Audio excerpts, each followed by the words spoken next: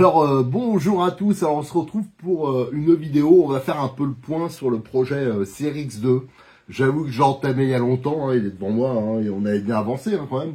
Et mais je l'ai pas terminé, parce qu'il y a eu beaucoup d'actualités, il y avait du matos que je voulais mettre dessus, que j'avais pas encore, enfin bon ça a été un peu compliqué. Et après on l'oublie un peu, mais je vous jure, je reçois quasiment tous les jours un message pour me dire où il en est le Series X2. Alors je voulais faire justement le point avec vous.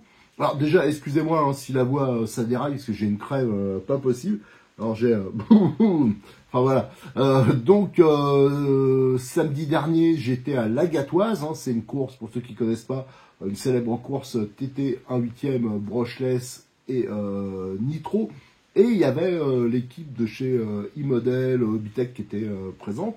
Et on en a un peu discuté du Series X2, mais on était, voilà, quand il y a une course, le problème c'est que eux, ils participaient avec le XR, c'est hyper compliqué de prendre du temps pour vraiment, voilà, ça a été un peu, comment dire, on n'a pas eu le temps vraiment d'approfondir. Et surtout, j'avais plein de choses, je voulais parler du ROG, des STX, MTX, de la GT16, des produits Connect, enfin voilà, il y avait beaucoup de choses. Et dans une course, hein, vous imaginez bien, ben, le pilote, lui, il faut qu'il s'occupe un peu des gars de son team. Il y a toujours des gens qui viennent lui demander pour, comme eux, ils distribuent les contrôleurs au B-Wing, des radios, tout ça, bah tiens, comment on règle ça? Lui, il faut qu'il fasse sa course, ses réglages, le ramassage, enfin bon, voilà. Et moi, j'étais là pour faire des photos et des vidéos. Donc on n'a pas eu, voilà, le temps que je pensais que j'aurais voulu.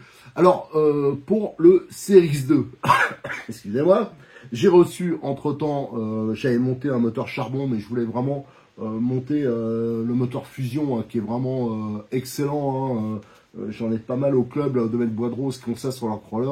Tout le monde me dit que c'est top, moi j'ai essayé. C'est vraiment bien, et ça permet d'hyper simplifier la voiture, parce que le câblage, parce qu'il n'y a pas le moteur plus le contrôleur à part. Donc ça, c'est très bien, je l'ai eu entre-temps. Je voulais tester les pneus Jetco, ça, je les ai eu, hein, merci à Cyril de Modix 34. Tout ça, je peux le faire grâce à lui, d'ailleurs. Mais le problème, c'est que c'est des roues qui sont beaucoup plus grosses que celles d'origine. Alors, est-ce que ça va passer? Est-ce que au niveau de la carrosserie, il faut bien sûr changer le rapport? Ça, c'est des choses qu'il faut voir. Et entre-temps, Cyril, hein, donc je l'ai vu hier, Cyril, de Modis 34, il passe me voir tous les mardis ou tous les mercredis, et il me ramène les nouveautés. Et il m'a ramené des pièces, là, en laiton, qui sont superbes. Je crois qu'ils sont fabriqués en France. J'en suis pas sûr. Mais voilà, en tout cas, qui sont vraiment de très très belle qualité. C'est en laiton, donc c'est destiné à leur gamme crawler. Et il y a une voiture qui va sortir, qui est basée sur le Series X2, le X-Perf. Alors, on a vu quelques images, mais très rares.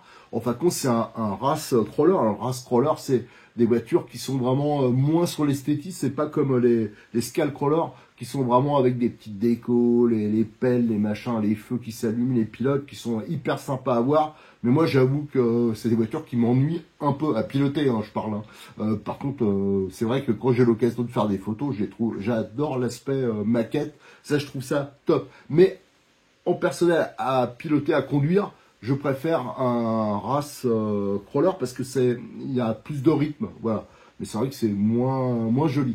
Et sur le marché, il n'y en a pas une quantité folle. Souvent, c'est des trucs à bricoler un peu soi-même, tout ça, ou alors c'est hors de prix. Et là, Obitech, ils vont nous sortir. Alors, j'ai pas l'info sur la date de sortie parce que il devrait être sorti normalement parce qu'il y a déjà la boîte qui a été montrée, qui est en impression depuis un moment. Les pièces, ben, on les a. Je vais vous les montrer après. Hein. Donc la structure de la voiture, c'est quasiment que des pièces qu'il y a déjà sur le Series X2. Et le prix devrait être hyper intéressant. C'est moins de 400 €, je crois, mais c'est avec toutes les pièces laiton, du carbone. Enfin voilà, ça va être un engin vraiment qui va être tip top. Alors ça, dès qu'il est disponible, c'est sûr que je le monte. Hein. Cyril, il est aussi sur les starting blocks. Hein. Dès que c'est dispo, il en aura. Je vous rappelle au début de chaque vidéo, hein, je vous mets le code promo qui vous donne 5% toute l'année, même sur les promos sur tous les produits. Il suffit d'être enregistré hein, sur son site et là vous verrez apparaître la petite case Et en plus, quand vous commandez chez lui, indirectement, vous nous aidez, parce que comme c'est le seul qui nous aide, s'il n'y a plus Cyril, ben on peut plus faire toutes ces vidéos, ces tests, ces essais, toutes ces choses-là. Allez aussi voir les clubs, hein, comme je vais faire ce week-end. Ce week-end, je vais aller voir les Fous du Volant dimanche. Donc là, il y aura plein de photos et vidéos sur le crawler pour ceux qui aiment ça. Et samedi, si la météo, voilà, s'il n'y a pas de problème, je vais voir le club d'aspirants, son nouveau circuit. Donc il y a de l'actualité. C'est pour ça aussi que tous les week-ends, il y a des choses. Et à cette époque de l'année, je vous dis, c'est la fin. Et donc, il y a toujours des choses à faire, des photos. Et après, dans la semaine, il faut que je les traite, les photos. En attendant, bah, le week-end, et madame, elle râle. Hein, si déjà que le week-end, je suis pris, si la semaine, en plus, j'ai pas un peu de temps à consacrer, ça fait de la gueule. C'est le célibat qui arrive à, ça serait peut-être pas mal, d'ailleurs. Enfin bon, j'espère qu'elle écoute pas la vidéo. Enfin voilà. Allez, ce que je vais faire, c'est que je vais vous remontrer, je vais vous montrer les nouvelles pièces parce que on a très peu d'infos là-dessus. C'est sûr qu'elles sont destinées aux experts. Je rappelle qu'il y a un sujet sur le forum de RC Mag où on a mis, j'essaye de mettre toutes les infos. Alors, si vous voulez voir les photos, mettre votre avis, des choses comme ça, vous pouvez aller sur le forum, c'est disponible. Mais moi, ce qui m'intéresserait, c'est que est-ce que ces pièces sont adaptables sur le CRX2, voire le CRX1 ça, pour le découvrir, va falloir qu'on essaye de les monter dessus. Parce que moi, si je pouvais, je vous avoue, monter notamment cette pièce, c'est le support cerveau pour mettre directement sur le pont sur le CRX2. Moi, je vous avoue que alors ça serait vraiment top. Parce que moi, je déteste, j'aime pas. Alors, je sais que bon, c'est... Il paraît que c'est bien, moi je suis pas un spécialiste du crawler, même si... Tiens, je vous invite à regarder d'ailleurs sur le forum, j'ai mis, il y a des photos, enfin j'ai mis il y a longtemps, des photos des premiers crawlers qu'il y a eu en France, hein, je pense. C'était à l'époque qu'on organisait, il y a 20 ans. Hein, alors le crawler n'existait absolument pas, mais on faisait déjà, on appelait ça du trial, ce qui me paraît plus français d'ailleurs peut-être. Et on faisait ça avec des voitures 1/8 des Monsters, mais c'était exactement la même chose que maintenant, hein, sauf que c'était des thermiques en plus. Imaginez la difficulté à gérer l'embrayage, le calage, les gamelles, c'est pas du tout fait pour ça. Et on faisait ça avec des MTA4, des Kyosho, comment ils s'appelaient ce Kyosho, enfin voilà, des voitures qu'il y avait à ce moment-là.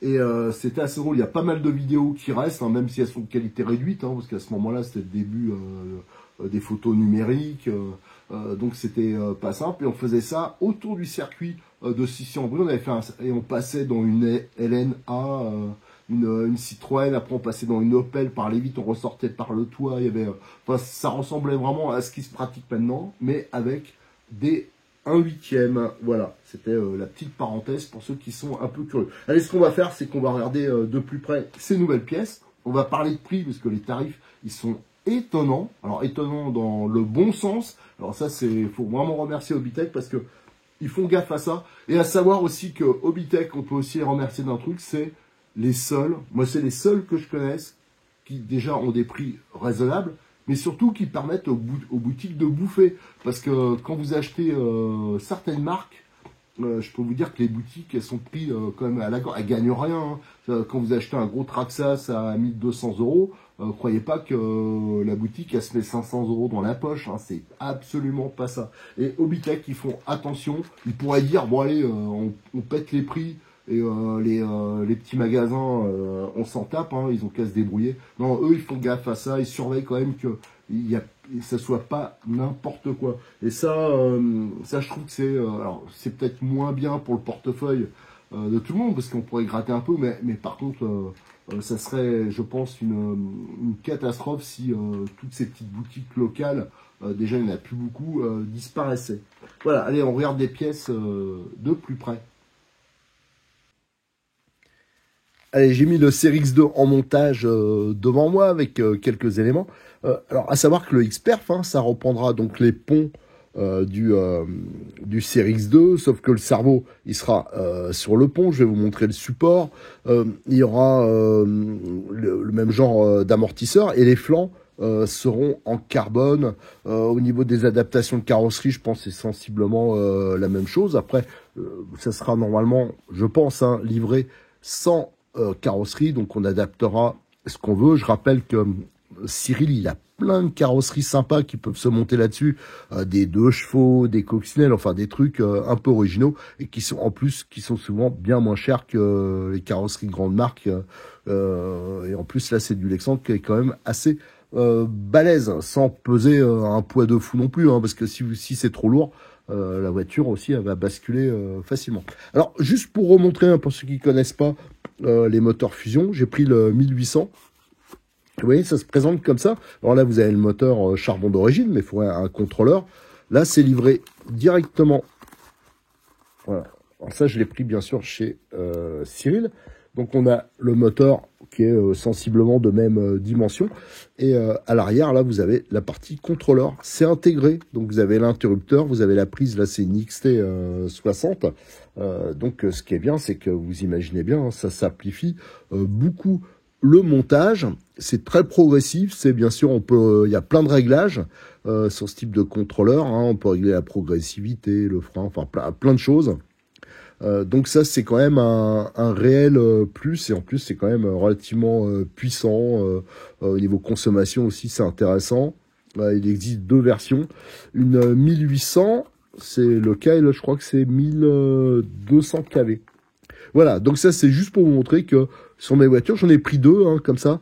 Ça sera sur le Coyote 4 roues directrices que je suis en train de faire. Ça aussi, c'est un projet qui dure depuis longtemps. Il faut absolument que j'avance, que je prenne du temps. Il y aura aussi ce moteur-là. J'ai pris le même, un 1800. Au niveau des nouvelles options Xperf. Alors à savoir qu'ils ont sorti, je n'ai pas là hein, pour vous les montrer, mais donc je sais pas la différence, si c'est une histoire de poids, tout ça, mais sur le CRX2, il y a des marchepieds, mais de folie, quoi. Au niveau usinage, c'est vraiment une très très belle pièce, c'est assez lourd. Et il y a une version option qui est sortie, ainsi que tous les tirants. Donc il doit être plus fin, je pense à en marquer 3 mm inoxydable. Hein. Donc ça, faudra voir quand Cyril les aura reçus. Là, je pense qu'il va les recevoir demain. Qu'est-ce qu'il y a d'autre? Il y a des nouveaux cardans. Alors ça, il les a reçus, mais il me les a pas amenés. C'est des cardans, c'est ceux qui seront d'origine sur le Xperf et qui permettent un angle de braquage supérieur et qui sont plus balèzes. Apparemment, il y avait quelques soucis de cardan sur le CRX2 des premières versions de boîte. Ensuite, qu'est-ce qu'on a? On a des pièces donc qui vont s'adapter aussi bien sur les CRX2, je pense, que les CRX1, que les Xperf. Après, des fois, il y aura peut-être des petites modifs. On a ces étriers. Alors, moi, ce qui m'étonne, hein, c'est les tarifs. Je crois que ça vaut dans les 25 €. Là, j'avoue que j'ai pas noté le prix. Ça, c'est dispo sur le site à Cyril, hein, dans la rubrique CRX. Hein, il y a les pièces de CRX1, CRX2. Les pièces, je peux vous assurer que la qualité d'usinage, elle est nickel. Et le tarif est quand même hyper intéressant pour des pièces de ce qualité. Alors, la différence avec le CRX2, si on veut le monter sur le CRX2, c'est que CRX2, il y a cette pièce qui est intégrée, qui permet de mettre une biellette, voilà, qui va relier. Ça permet de mieux guider. Alors c'est optionnel, on n'est pas obligé de la mettre, mais ça permet de mieux guider le pont. Alors ça, je pense que c'est surtout intéressant quand on met le cerveau comme c'est prévu d'origine. Avec le cerveau directement sur le pont, je pense que ça n'a pas grand intérêt. Donc cette pièce-là, qui donne aussi un angle de chasse un peu différent. Alors l'angle de chasse, hein, c'est ça. Hein. Par contre, c'est quand le châssis est à plat comme ça. C'est comme vous prenez, pour ceux qui connaissent pas votre vélo, s'il n'y avait pas de chasse, ça c'est l'angle que vous avez ici. Voilà, on voit qu'il y a un angle de peut-être 10 degrés, enfin je sais pas exactement. Mais si vous aviez pas cet angle de chasse, ça serait hyper instable. Plus vous avez de la chasse, alors là c'est moins important en crawler, mais par exemple sur un buggy, plus vous avez de chasse, plus votre voiture elle sera stable à l'accélération et en ligne droite, mais par contre elle va sous-virer. Voilà, donc ça bien sûr que quand vous avez cet angle, quand vous braquez, ça va jouer aussi sur la surface, sur le profil du pneu. Hein. Si vous avez un angle de chasse qui est énorme, vous aurez juste l'extérieur, par exemple, du pneu qui va être en contact avec le sol. Par contre, si vous avez une chasse qui est nulle, vous aurez un maximum en virage de contact, de surface de contact du pneu avec le sol. Mais bien sûr, ça c'est vraiment intéressant qu'en crawler. Donc en crawler, je pense qu'il faut avoir un minimum d'angle de chasse pour garder vraiment une bonne surface de contact avec le sol. Ensuite, vous avez ces pièces-là. Alors ça, c'est des hexagones de roues en laiton. Là aussi, la finition, elle est vraiment de très très bonne qualité. Les 4, ça vaut 16 €. Donc je trouve quand même c'est raisonnable pour des pièces laiton aussi belles. Et ça doit pouvoir se monter sur plein de voitures. Je suis sûr que ça monte aussi sur le Coyote, enfin plein de choses. Ça je pense que ça va avoir beaucoup de succès. Alors ça, j'essaierai de le tester pour voir vraiment toutes les voitures, enfin les montages qui sont possibles. Voilà. Donc ça, ils ont une épaisseur. Alors, je vais regarder parce que je suis sûr qu'on va me poser la question de... Bon, je dirais 7. Voilà. Donc ça, c'est la référence CRX 080 et ça vaut 16 €. Après, il y a cette pièce.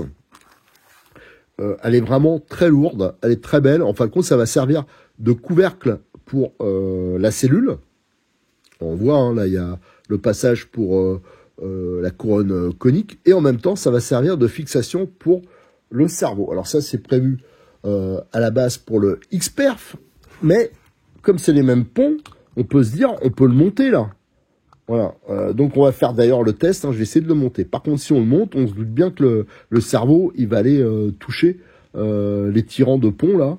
Alors c'est pour ça qu'il y a cette autre pièce. Voilà, la référence CRX 251. Alors déjà, je vous dis le prix de cette pièce là, ça vaut 25 €. Pour une pièce de cette qualité, au niveau usinage, la masse, quoi. Déjà la matière, moi je trouve que c'est pas très cher. Et vous avez ensuite le support de biellette, ça je crois que ça vaut 12 €. Et alors il n'y a pas d'explication. Le problème c'est que pour l'instant il n'y a pas d'infos, il n'y a rien. Alors j'ai un peu maté, j'ai vu que là l'anthrax des trous c'était les mêmes.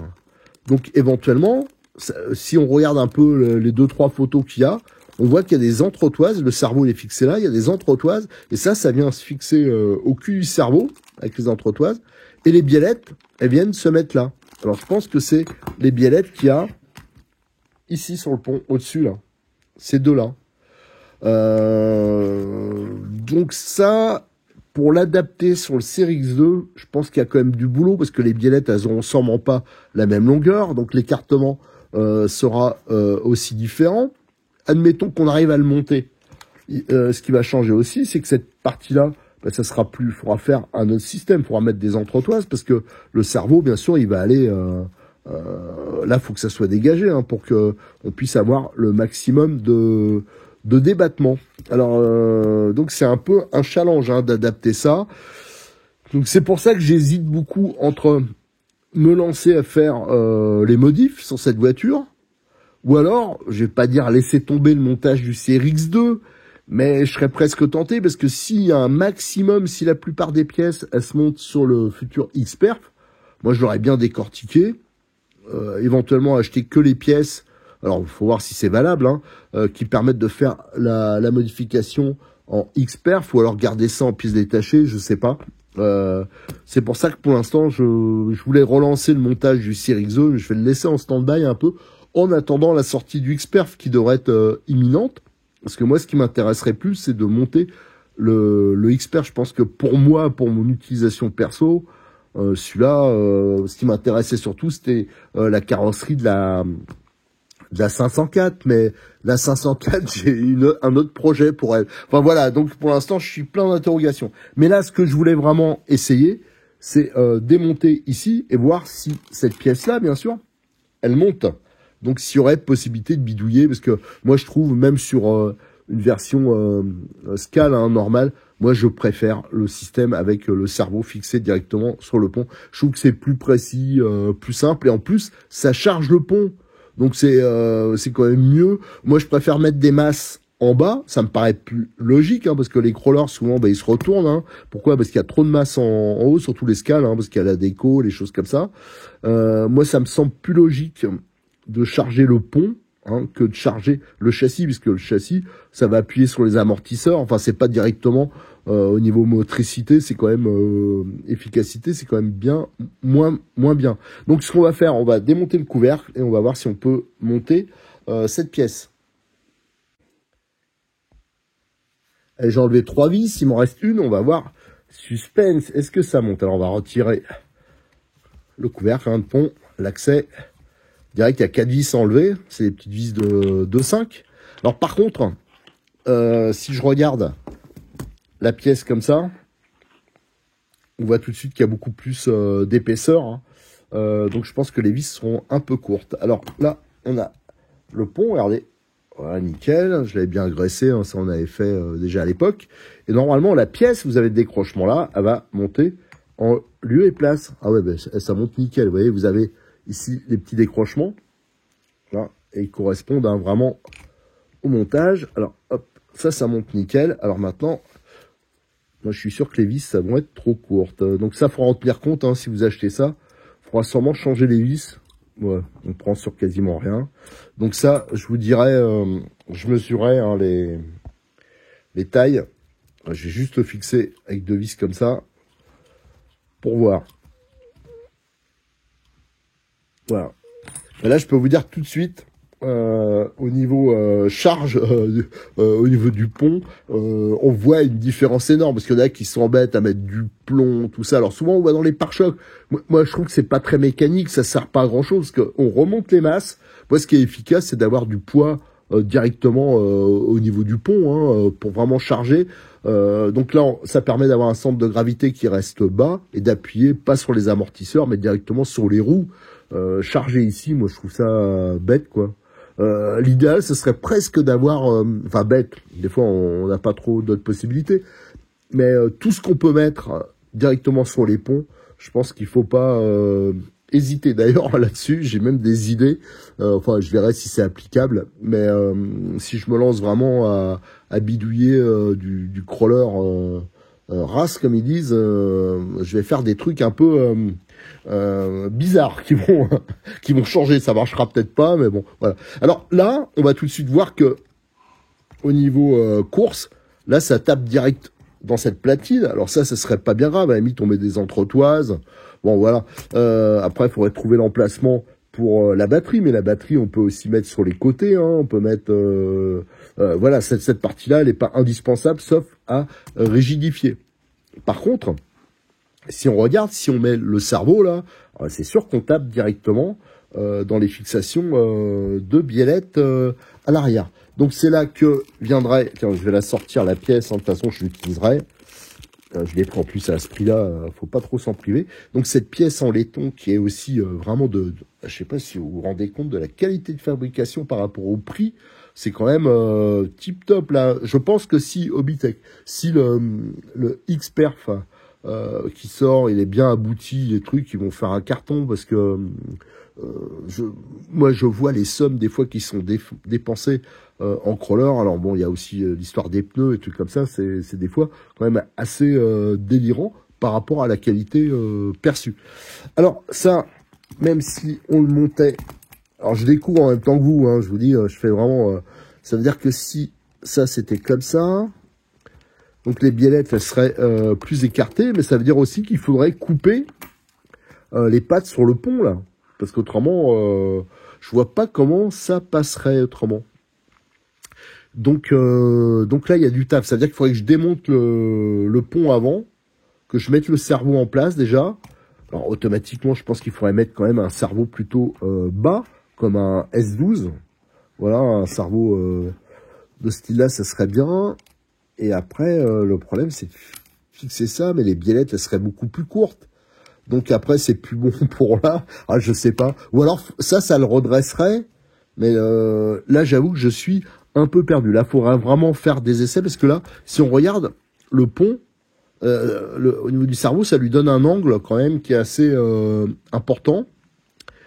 Donc, je sais pas quoi faire. Là, je suis un peu paumé. Donc, ça veut dire qu'il faudrait vraiment que je démonte tout, hein, tout l'avant, là, que j'essaye de monter le cerveau. Est-ce que je sacrifie un pont dans le risque, si c'est pas bon, je suis couillon, que je coupe les pattes, là.